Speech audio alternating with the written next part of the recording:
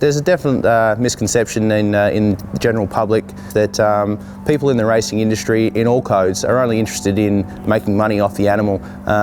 It couldn't be further from the truth. Majority of the industry comes from family background, people that have grown up with the animal, love the animal, and they continue to love the animal even long after they're racing. We need to recognise the community issues are now our issues. The way we use the whip is under constant scrutiny because it stirs a lot of emotion in the public. We may not all agree, but we cannot turn a blind eye. The ethics around using a whip on racing animals is one of the highest profile welfare issues we as an industry face. If our industry is going to appeal to a younger audience and grow, like it or not, we need to change the way we use the whip. This is obvious from social media and comments throughout the community. It is better to manage the issue internally than have this important safety tool taken away from us due to community, government and media pressure. The professional drivers in the industry, it's our livelihood, and yeah, safety is definitely of high concern. And to see other drivers out there that don't apply various rules to the way they drive, it does impact on us. The thought definitely goes through your head on many occasions that, geez, that guy I'm following isn't being as safe as what he should be. So any rules that Harness Racing Australia can put forward to improve the safety for us drivers is certainly going to impact the industry as a whole in a positive way. Whip use is a very important part in harness racing, and it is important for the general public to realise that it is a tool used to educate horses, to make them do what you're after, but at the same token it is definitely not cruel in any way. It's an aid for a driver, but it's certainly not to the detriment of the animal.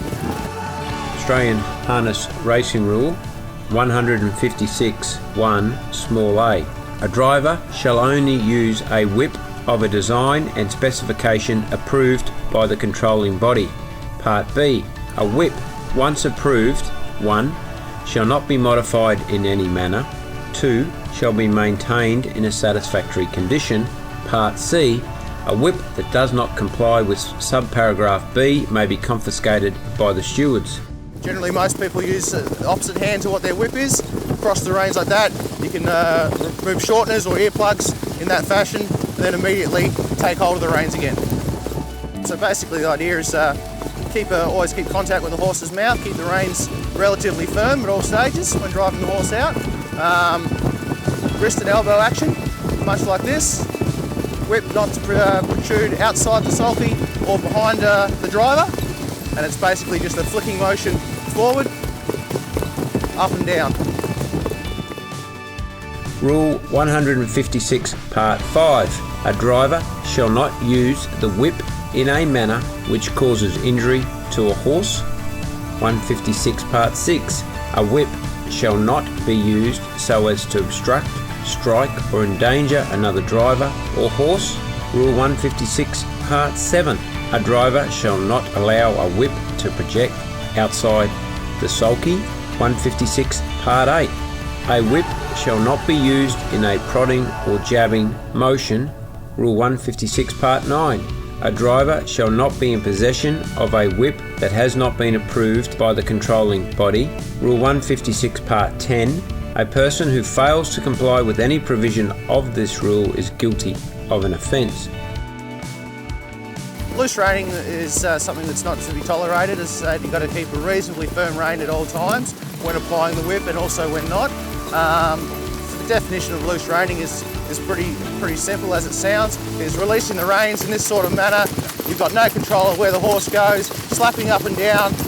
If the horse is to make a mistake or to, there's any interference in a race, obviously with like this sort of thing, there's no control. So at all times, keep the reins firm in the horse's mouth, whether you're applying the whip or not.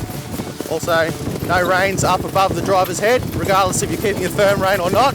They must be down here at all times, not above the driver's head, down below. Harness racing is a progressive sport and participants understand community concerns relating to animal welfare. This is such an important issue for our industry. We must lead and adjust rather than be forced to abandon the whip altogether. I accept the new rule. It is clear and removes the subjectivity of the old rule. A lead-in time for adjustment is also a great idea. I've been driving with a rein in each hand for quite a while now. I was surprised it didn't take much time to adjust and it hasn't cost me any races. I've been able to operate as normal, and if I can do it, anyone can.